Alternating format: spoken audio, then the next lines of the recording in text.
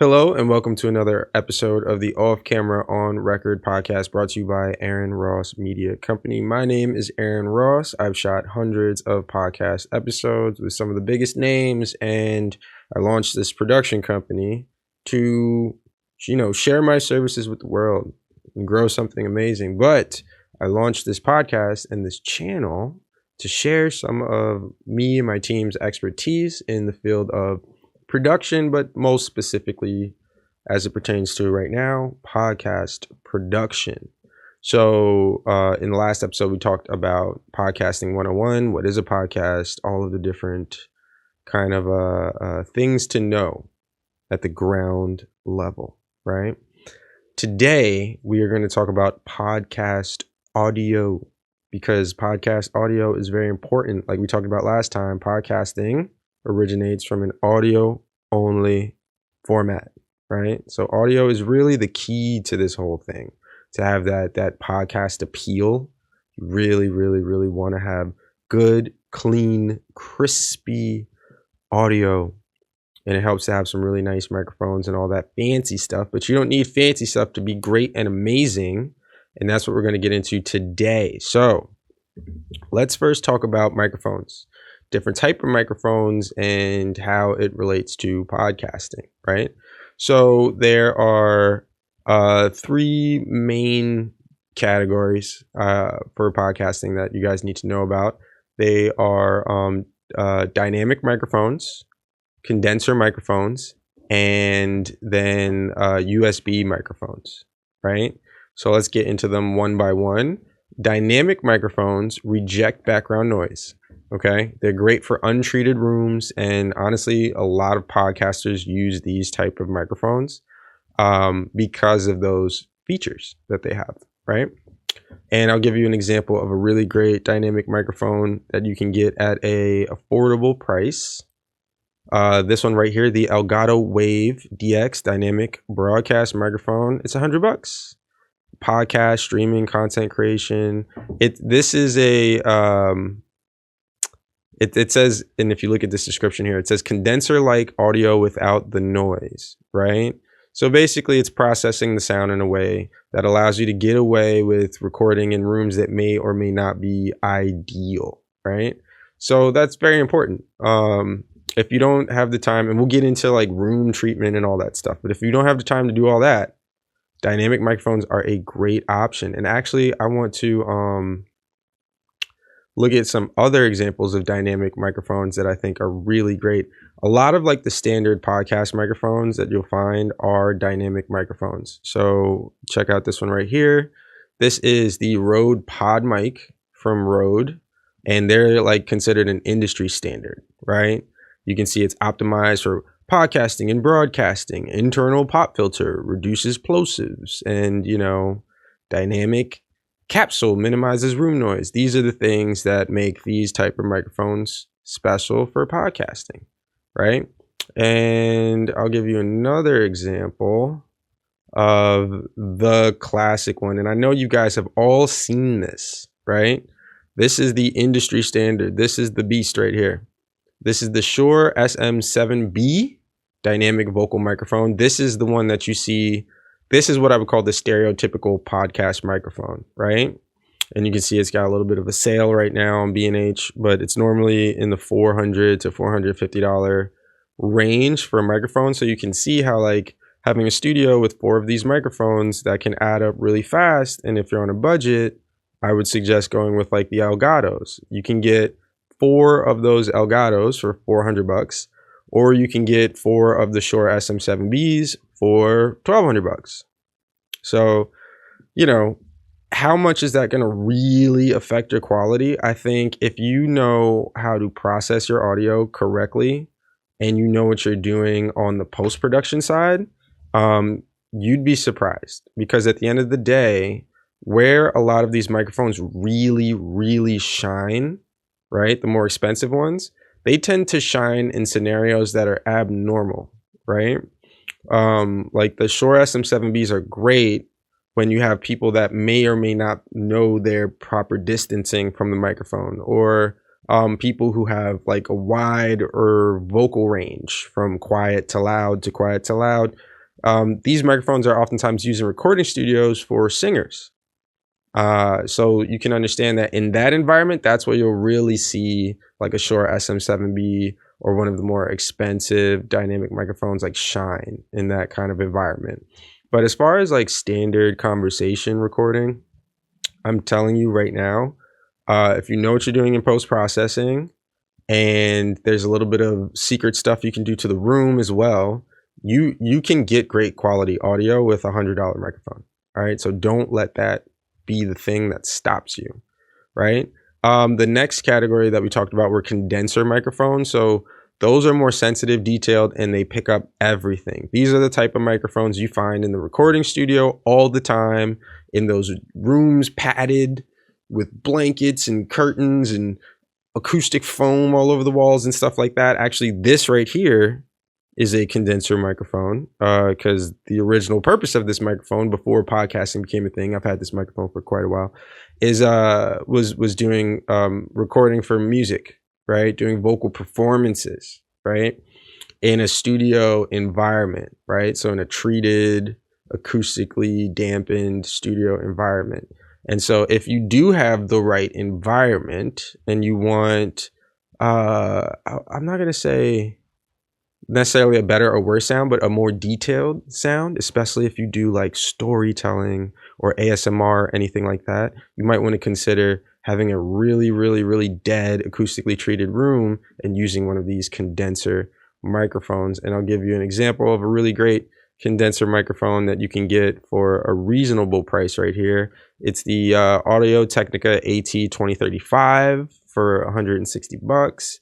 And this is like really, really high quality microphone for conversation, for vocals.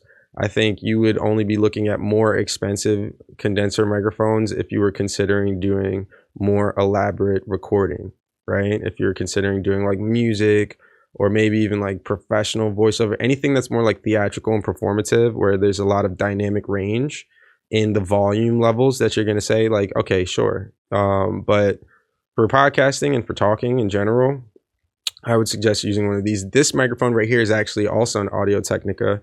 I believe it's a 2040. So it's one model up.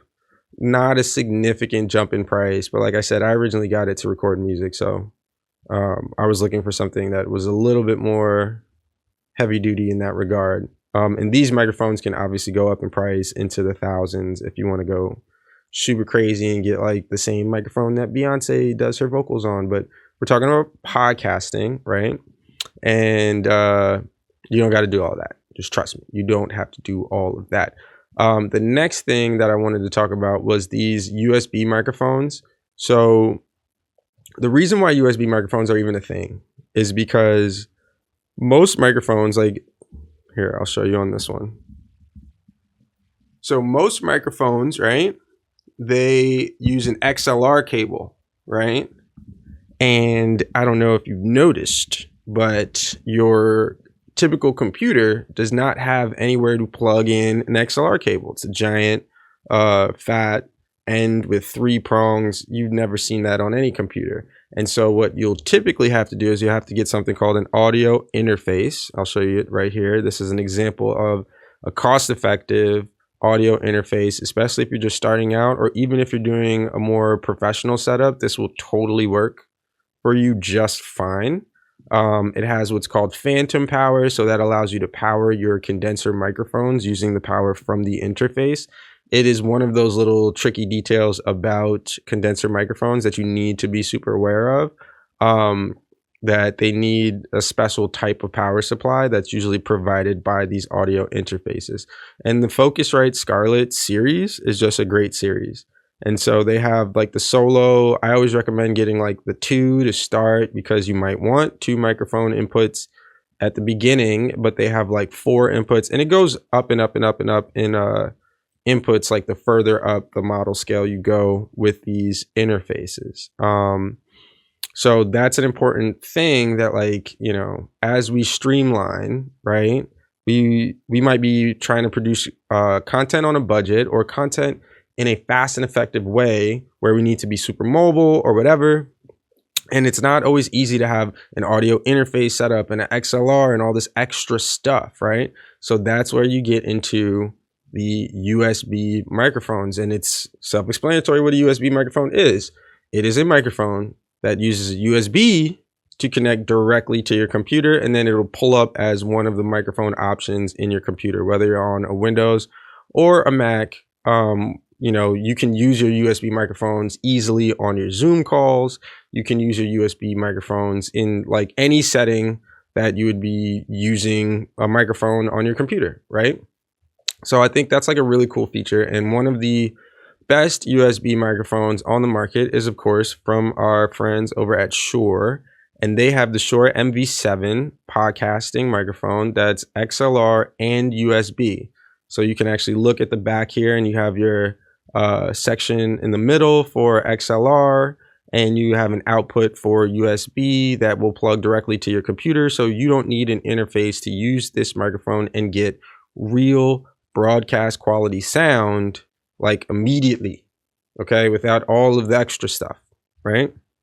So that is microphone breakdown as far as categorically speaking. And you can search for condenser mics, dynamic mics, USB mics that you think you like better for whatever reason you think you like them. Maybe you want a more expensive microphone. Maybe you want something that will last, you know, 5-10 years and I'll never have to buy another one. Or maybe you just want something quick, fast right now that you can afford. And I'm telling you right now, you know, there's ways to make all of these microphones produce excellent, amazing content, right?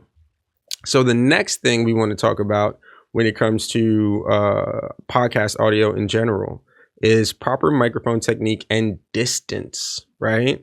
So as far as microphone distance is concerned, typically when we have clients in the studio and we're using anything like the Shure SM7Bs, or we're using Rode PodMics, or even if we're using these condenser mics, right?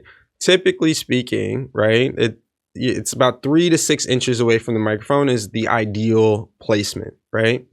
And the way that you can easily kind of visualize this, right, is if you take your thumb to your chin and your pinky outwards, and the distance between that, like this shape right here, right, that distance right there, that's going to be the ideal distance. So if you're looking at the microphone and you just place your thumb there and you have your pinky, boom, that's like the perfect distance. If you wanted just something like a really quick reference to know that you're in the right spot, right? Now, what you want to do is you want to try to like, and part of the reason why distance is important is because you don't want what's called plosives, right? Plosives are from like consonants that are heavy that produce gusts of wind, like the letter P, B, D. If you're too close up on the mic and you say, p, p, p, that is a horrible sound. Nobody wants that. But every time you pronounce a word that starts with letter P or B, you're going to hear that, that plosive. All right. That's what we're trying to avoid. That's why you get the good distance so you can say the word plosive without it being plosive. Okay. So very important. You want to be consistent in your relationship to the microphone physically, right? And this is just talking about the ideals. There are people, you might have guests, you might yourself be somebody who likes to lean in the chair and wander and like kind of move around and do all kind of things, but you notice that like you're changing the dynamics of the audio and you're doing all of that, and it's just a less consistent sound. So if you're looking for like the ideal podcast sound, like that's part of like your media training that you'll need to do as a host of a podcast, or even if you're a producer of a podcast. Make sure that people know, hey, if you want like the really good sound, like don't go crazy.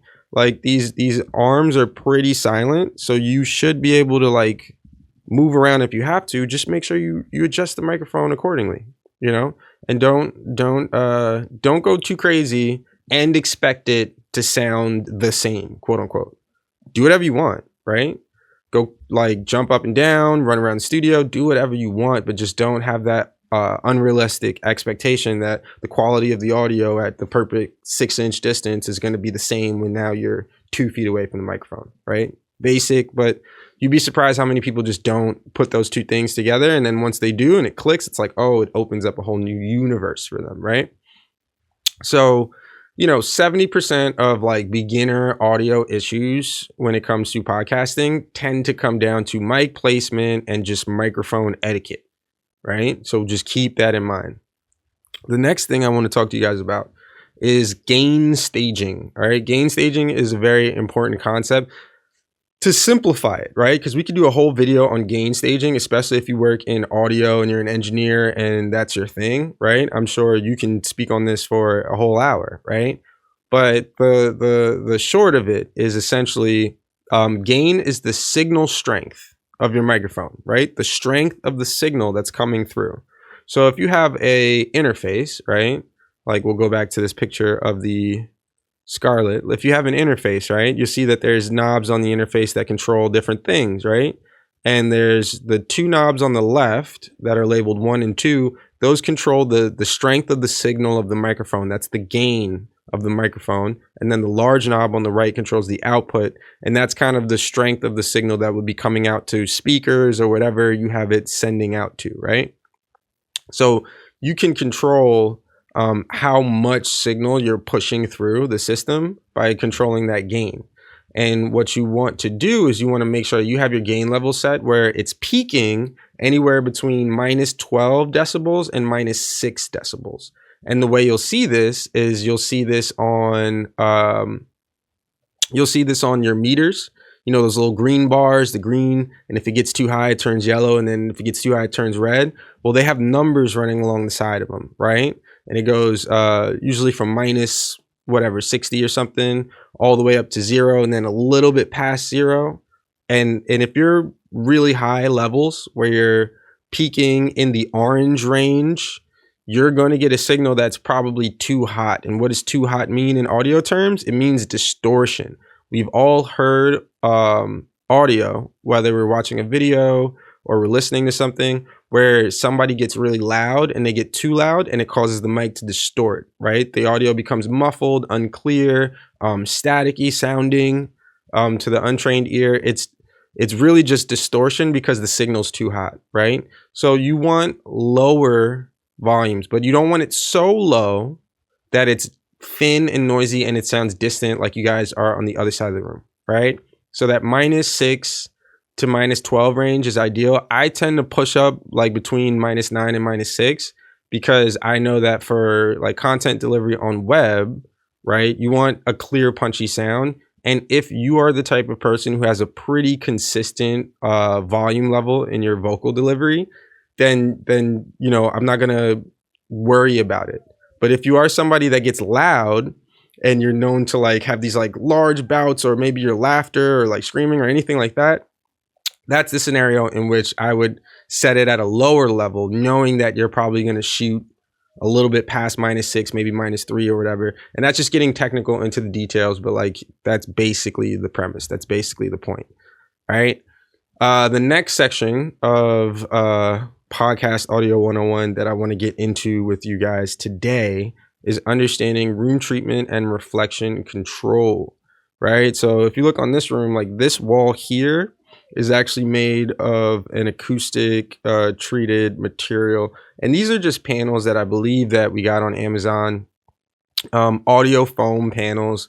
They have them now where they're self-adhesive. You can buy packs of them, and basically they will allow you to stick them all over your walls and stuff like that, because hard surfaces reflect sound. It's how you get that echoey, what we call reverberation. It's the sound bouncing off the walls and coming back to you at different intervals and stuff.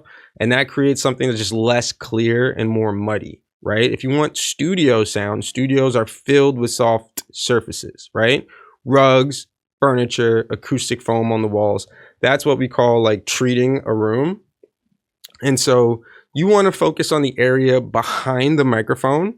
So this wall that's actually like right here behind this camera is also acoustically treated. There's acoustic foam panels going all the way up this wall, and there's some on the other side of the room.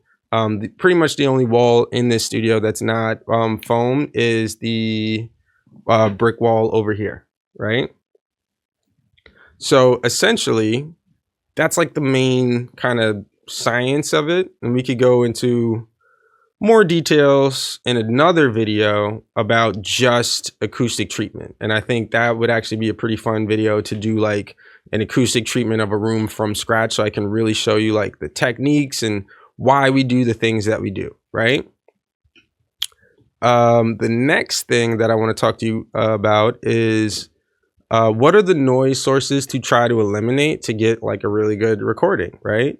And obviously background noise. That's the first thing that comes to mind, right? If the window's open and you can hear traffic outside, close the window, right? If you have an air conditioner that is making that consistent high-pitched noise, close that. If you have a dog that is whining and making noise in the background because he's tired of being in the studio and I'm gonna have to let him free now, then hold on 1 second. Then you can also, you know, that's how you solve that, right? It wasn't too hard, right? He's fine. It's that time of the day where he starts preparing for his meal, right? And, you know, that's a very intense time of the day for dogs. All right, so air conditioners, loud computer fans, kitchens, mini fridge, anything that causes electrical hum, that kind of stuff. We just kind of want to avoid that in our recording space, right? But it's not the end of the world if you can't avoid it, because there are some post-processing techniques that we can use to remove a lot of that background noise. And thanks to some of the AI processing tools, even if you don't have any audio engineering experience and don't know what any of these tools are, there are some resources that you can use as a total beginner, a total novice, to get almost studio quality sound out of like what is effectively a bad recording or a less than ideal recording. So, you know, you're going to be fine. I think that's like kind of the theme of this, is that get a good microphone, try to find a quiet area, make sure the room has more soft surfaces than hard surfaces, right? Control your distance and don't be too crazy unless that's part of your show, and then let your audio be wild, right? But at the end of the day, if you combine all these techniques together, you're going to be fine, right?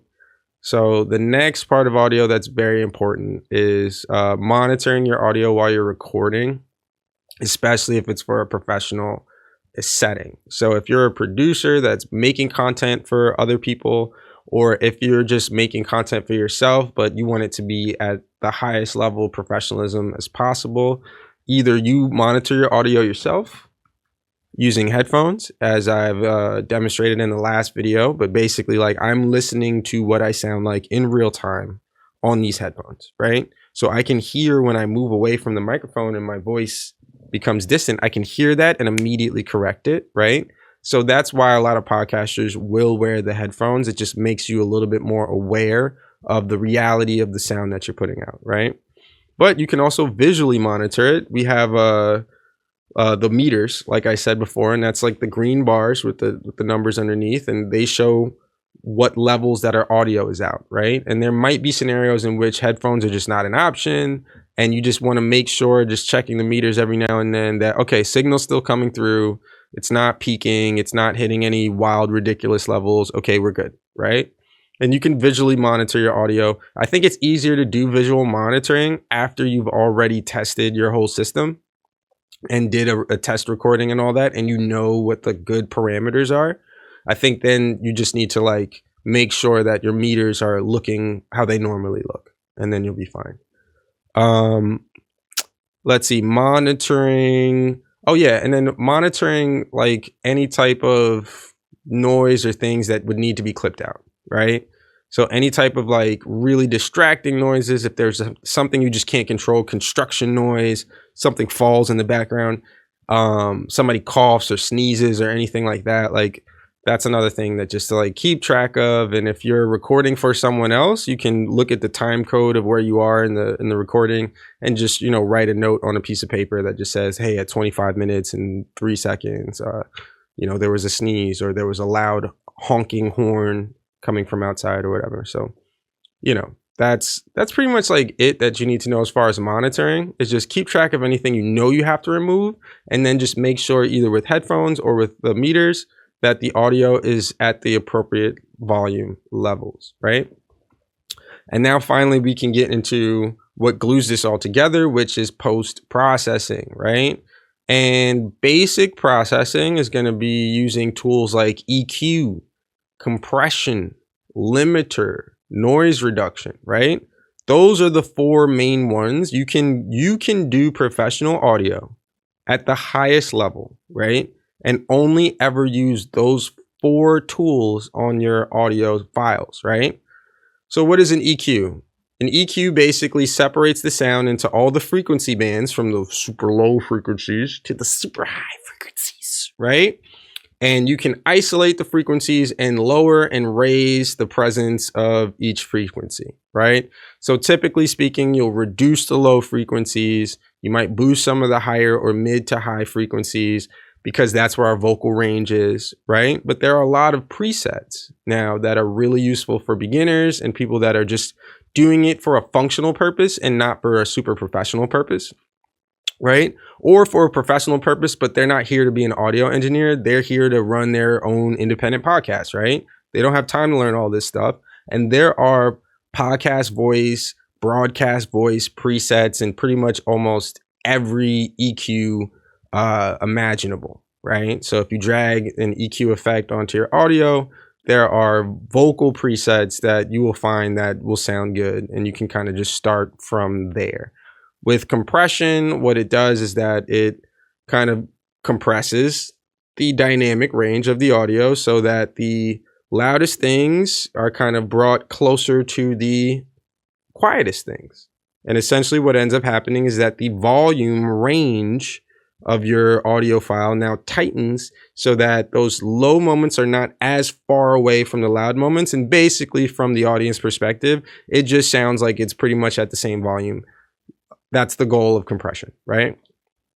Limiters are a fancy way of boosting the loudness of something without actually distorting it and peaking it past that 0 decibel point level. And you can use presets on the limiters, or you can just do like a quick Google search or a ChatGPT search for like what limiter settings for the particular limiter that you're using to get the output that you want, right?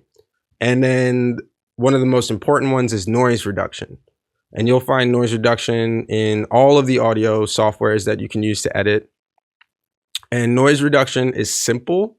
It reduces the background noise, right? That's where you can fight against those hums. That's where you can fight against those high pitch like hissing noises from like a air conditioner unit, or if you have those old school heaters that use steam or something like that, right? The noise reduction effects will actually significantly fight against that if the rest of the room is pretty quiet. Less is more when it comes to noise reduction in general. Less is more. I highly recommend that you get a quieter environment and use less noise reduction. But if you're in a louder environment and you have to use more, you'll still get audio that people will be able to clearly hear and understand. It'll just sound more processed the more noise reduction you use, right? And so if you want that really natural sounding audio, try to get that acoustically treated studio environment, that mic placement distance, and a quality microphone, and you'll be like 90% of the way there. All of this post-processing is just going to make sure that it's at like the industry standard volume level, so you're not coming in way louder or way quieter than all the other videos on YouTube or all the other podcasts on Spotify, any of that, right? And that's pretty much it, right? So just to break it down and go back through everything that we talked about, where does bad podcast audio come from? Well, first and foremost, it comes from poor placement, right? Talking too far away from the microphone, talking too close to the microphone. That's the one main source, right? An echoey room is another major source of bad audio. Just don't do it unless you're like Kanye West and you can, right? But for the most part, if people aren't already tuning in because you are who you are and everyone knows it and loves it, the echoey room is just going to distract and make it hard to really understand what you're saying, right? The next is over-processed or under-processed audio, right? There is a point where you use these processing tools way too much, way too far, and your audio sounds digitized, computerized, squeezed to death, and people don't like that either. It's going to start sounding like Zoom call audio, right? And that's not what we want to spend hours listening to while we're cooking or driving or chilling or relaxing or whatever we're doing, right? And the last thing that will actually affect it is that there are auto leveling features that you will find on like maybe certain different microphones or certain different softwares, or they're out there and they're marketed towards beginners, or they're marketed towards people who want convenience. I will just say a lot of these auto level tools are more of a headache than a solution.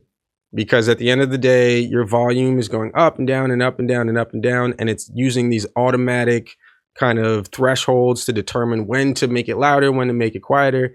And if you sent it to an audio engineer, he's just going to have a headache breaking it down and trying to get it to sound consistent without hearing these swells and dips in volume. I've had to work with audio like that in the past, where I sat in on a podcast recording and they mic'd everyone up, and the microphones that they were using were these like wireless lavalier mics, but they had set this auto leveler feature on the mics, I guess because they wanted to make it easier in post-production or whatever. But the problem was that there were a bunch of people in the room, so the mics are picking up a ton of background noise just naturally from the sheer numbers of people in the room. And the dynamic range from like the lowest volume certain people would talk at to the highest volume when there was laughter and all that stuff, the dynamic range was huge. So when laughter would break out in a room full of 6 people, right, you would hear this aggressive muting of the audio that was just super painfully obvious. And then when it go back to one person talking, you would hear all that background noise creep back up really hot, because now all the mics are raising in volume. It was miserable to edit that. And so I don't wish that on anyone. Just use the tools you have. Keep it super simple, right? Don't overcomplicate. Don't overthink this. You need to be focusing on the podcast itself. All of this is just the setup. And then once the setup is set up, it's done. It's done, right? And then you can just get to work, because you're going to have to put out like 100 episodes anyway. So you might as well just make it as straightforward, streamlined as possible. And with that said, thank you guys for tuning in. Leave a like, a comment, share this with your friends, subscribe to the channel for more great information about podcast production in general. We're going to keep doing videos like this. And we're trying to build a community, all right? A community of producers, people who want to do their own content, people who make content for other people, professionals, non-professional, it doesn't matter. If you are interested in podcasting, making great podcasts, come to the channel and listen to somebody who's done it hundreds of times, and I can tell you how to skip a lot of the BS, right? And that's all I'm here for, because the more you know, the better the entire marketplace is, right? The less ignorance that there is and the less confusion, the more we can all get to success. All right. So once again, like, comment, subscribe, leave a comment, because I said it twice. You have to do it twice. And we look forward to seeing you next time. Peace.